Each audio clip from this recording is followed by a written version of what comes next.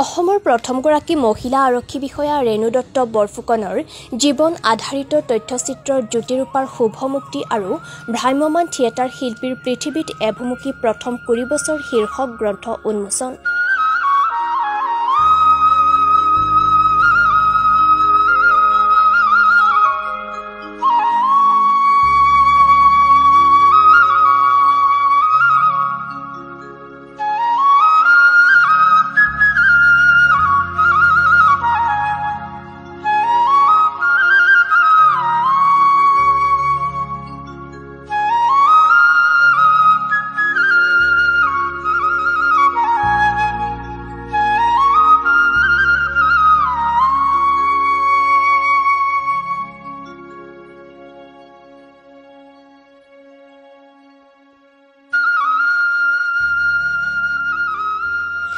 অসমৰ ভ্ৰাম্যমাণ থিয়েটাৰৰ প্ৰথমগৰাকী নেপথ্য কণ্ঠশিল্পী গীতিকাৰ সুৰকাৰ অসমৰ প্ৰথমগৰাকী মহিলা আৰক্ষী বিষয়া বিশিষ্ট সাহিত্যিক ৰেণু দত্ত বৰফুকনৰ বৰ্ণিল জীৱন আধাৰিত তথ্যচিত্ৰৰ জ্যোতিৰূপা নলবাৰী জিলাৰ বৰক্ষেত্ৰীৰ বামুণবৰী উচ্চ মাধ্যমিক বিদ্যালয়ত শুভমুক্তি কৰা হয়।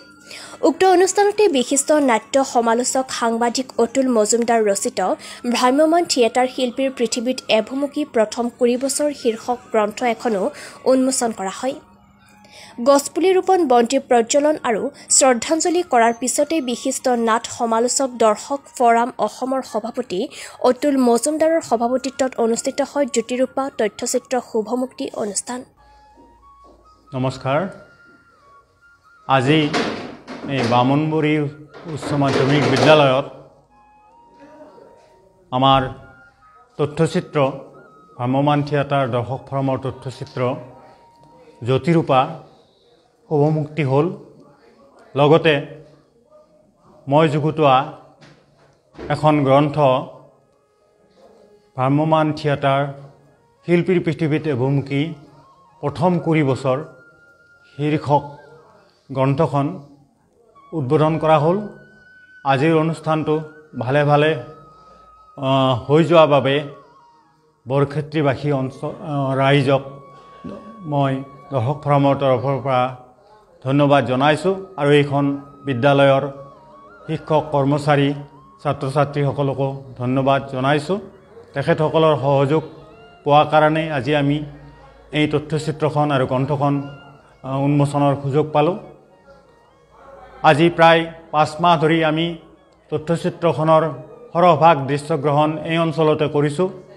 এই অঞ্চলৰ কৃষক আৰু মহপালক আদি হাতীপালক আদিয়ে আমাৰ লগত সহযোগিতা কৰিছে, তাৰ বাবেও ধন্যবাদ জনাইছোঁ।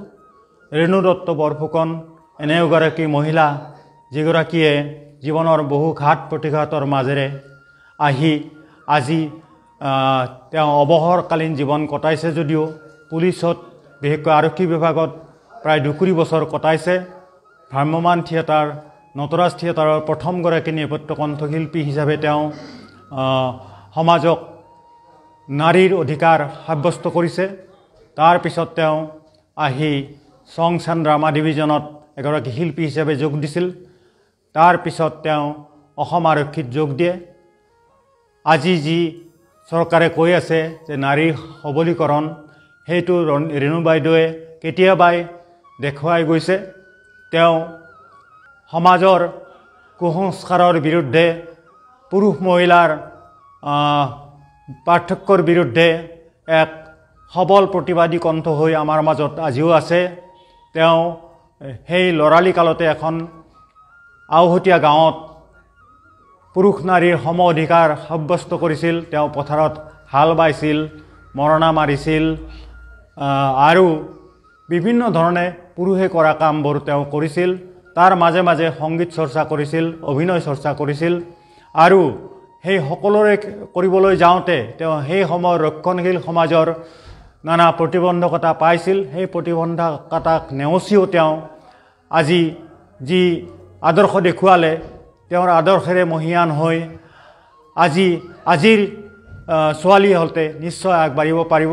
আৰু আমি সেই উদ্দেশ্য আগত ৰাখিয়ে কেৱল ৰেণু দত্ত বৰফুকনকে নহয়, ৰেণু দত্ত বৰফুকন এটি আদৰ্শ, এটি পথ, সেই পথ প্ৰদৰ্শক গৰাকীক আমি ৰাইজৰ সৈতে পৰিচয় কৰি দিলোঁ আৰু ৰাইজে এই ক্ষেত্ৰত সঁহাৰি জনালে আমি জড়িত হ'লোঁ যিখিনি বেকগ্ৰাউণ্ডত যিখিনি মানুহ থাকে আৰু কাপোৰৰ পিছত যিখিনি মানুহ থাকে এটা ধুনীয়া গান আমি শুনো সেই গানবিলাক যেতিয়া বনায় কিমান কষ্ট হয় সেই কথাটো তাত জড়িত মানুহবিলাকে জানে আপোনাৰ মিউজিকৰ যিখিনি মানুহ যিখিনি মিউজিক বজায় এটা আপোনাৰ গীটাৰ বজায় বা আপোনাৰ ধৰক সন্তূৰ বজায় সন্তূৰ আমাৰ অসমৰ আটাইতকৈ ভাল সন্তূৰ বজোৱা শিল্পী আমাৰ শৰ্মা নামৰ আমাৰ যিজন শিল্পী আৰু তাৰপিছত যেতিয়া জানিছিলোঁ যে তেখেতসকলে আমাৰ ৰেণু দত্ত বৰফুকন বাইদেউৰ জীৱনৰ ওপৰত এখন তথ্যচিত্ৰ জ্যোতিৰূপা তেখেতসকলে প্ৰস্তুত কৰিছে আৰু তাত মই আহিব লাগে তেতিয়া অন্ততঃ কেনেকুৱা ধৰণৰ এটা মহত্তমক ওলাই কৰাটো মোৰ কাৰণে যথেষ্ট টান হৈ পৰিছিল